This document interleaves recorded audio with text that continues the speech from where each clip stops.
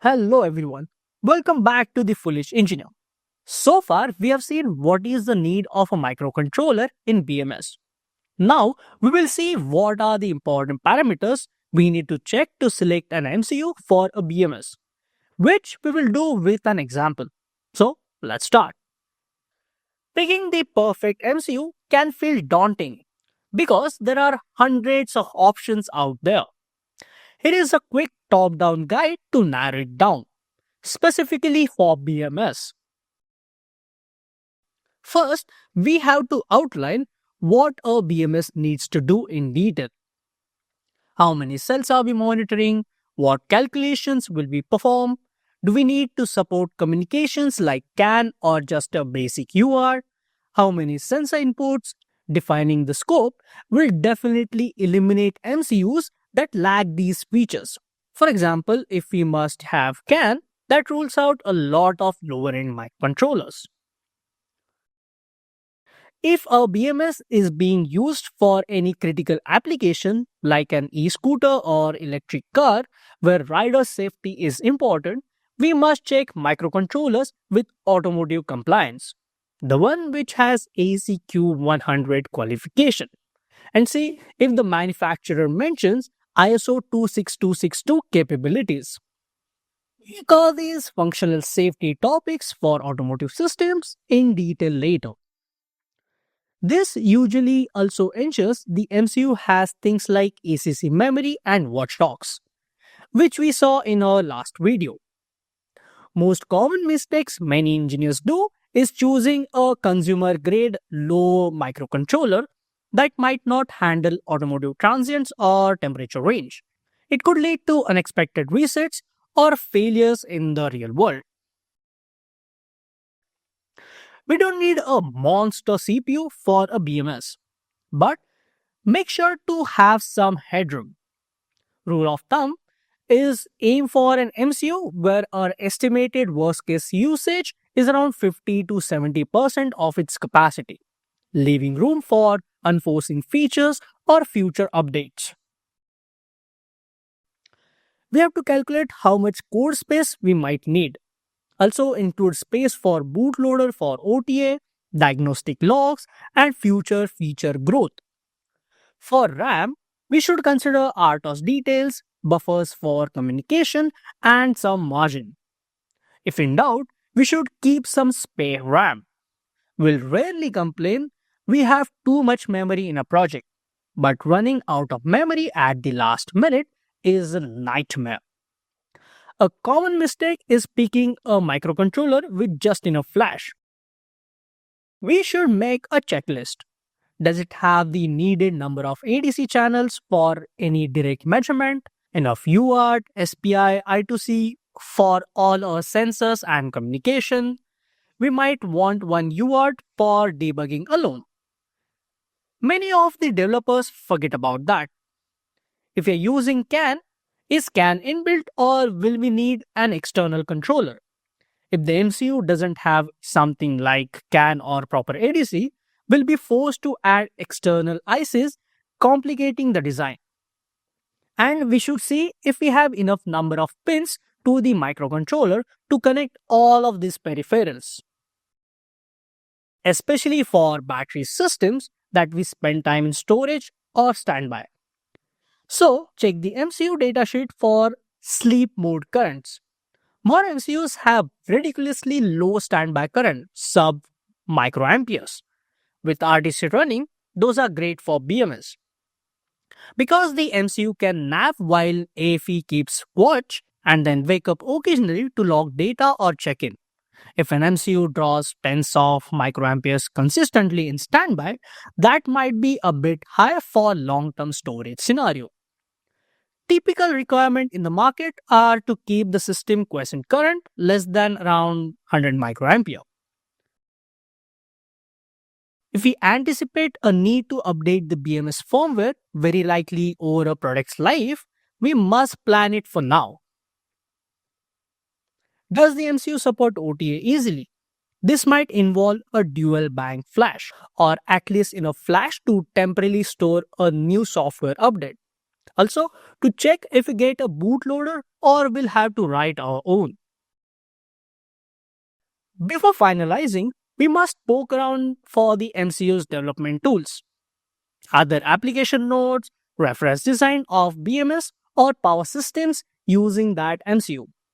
Also, ideally, we want a chip that can get running on a cheap eval board and debug via USB in a matter of minutes. Finally, we need to think about the scalability as well if you are making a product. If there is a chance, we'll make a family of BMS products, say a 24-volt version later or a high SL count version. It might make sense to pick an MCU family that has multiple variants with different memory size or feature sets. That way, we can reuse our development effort. By following these steps, we'll select an MCU that meets our 48-volt BMS needs without too many surprises. The key pitfalls to avoid are underspacing or overspacing. One of the key reasons I started this YouTube channel is to bridge the gap between the outdated Indian education system and actual skills needed in the industry. Well, if you're a student, you can use and learn an industry leading EDA software, Altium, for free by using its student lab program, which narrows down this gap. You just need to use your university email to enroll, and you get a full student license, a full PCB design course, and a certificate recognized by top Indian core electronics industries. Altium isn't just one PCB design software, but it is a whole platform of capabilities for electronics design. I've personally used Altium since the start of my electronics journey, and I honestly recommend it. It's a fantastic way to enhance your skills and increase your chance of landing a job in a core electronics company. So don't miss this golden opportunity. Let's say we apply all of above criteria and fix on a candidate. One microcontroller that hits the bullseye for a 48-volt BMS is Texas Instruments MSP M0G3519-Q1. This MCU was practically made for the systems like BMS. And here is point by point look at how it matches our requirement. This MCU runs an 80 MHz ARM Cortex M0 Plus core, which has plenty of speed for BMS tasks. It comes with a whooping 512 KB of flash and 128 KB SRAM, which is generous headroom for firmware, data logging, and future features. Importantly, both flash and large portion of the SRAM have ECC, which is error correcting code protection, which we talked about in the last video. That means the MCU's memory is consistently self-checked and can correct single bit errors. We can run a free RTOS or do complex battery algorithms on this MCU. And with ECC, it's like having a built-in spell check for memory errors, which helps in the electrically noisy environment of a battery pack. Beyond the main flash, it also has a 16 KB separate data flash bank. This is perfect for storing BMS calibration data, serial numbers, error logs, or battery age statistics. Mainly, it serves as an internal EEPROM. It could log the maximum temperature the pack ever reached or count charge cycles in this memory, knowing it will survive resets or not get corrupted easily. This M0 MCU packs two CAN controllers on chip, and they support both classic CAN 2.A and B, and also CAN FD. This is somewhat rare for an MCU in this class. In a 48-volt BMS context, which demands min of point-to-point CAN communication, dual CAN gives a lot of flexibility. We could use one CAN interface to talk to the vehicle's main bus and use the second CAN for a dedicated purpose. Maybe a separate CAN line to a charging system or simply as a separate for future expansion. CAN FD means it can handle the higher data rates and larger data frames of modern networks, which is great for sending detailed battery diagnostics quickly. Remember the importance of the OTA? This MCU's large flash memory is arranged as a dual bank. In practice, we can run firmware from one flash bank while downloading a new firmware into the other bank. Then do a control swap or reset to switch to the new code. If something goes wrong, we have the old code as a fallback.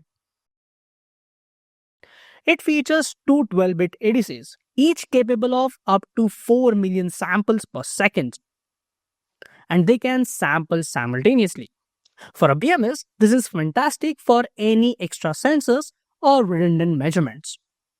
For example, we could dedicate one ADC to reading an external high precision pack voltage or a Hall effect current sensor, while other ADC might monitor a couple of thermistors independently. Additionally, there are built-in high-speed comparators with a tiny 32 nanosecond response time, which we could configure to instantly trigger if a certain threshold is crossed. The dash Q1 in the MCU signifies it is an automotive grade device. It means ACQ 100 qualification, meaning it's rated from minus 40 degrees Celsius to 125 degrees Celsius and passed all those nasty stress tests that automotive past must endure. We can put it in a hot battery or freezing garage and not worry.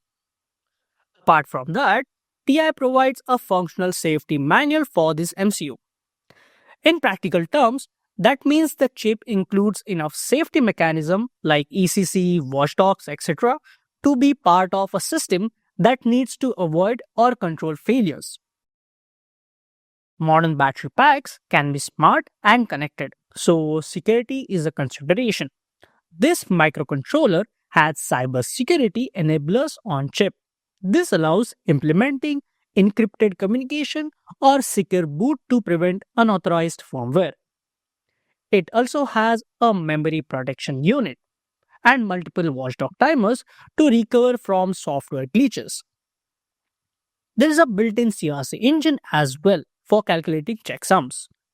All these features mean the microcontroller can not only detect and handle the internal faults but also defend some external attacks or corruption.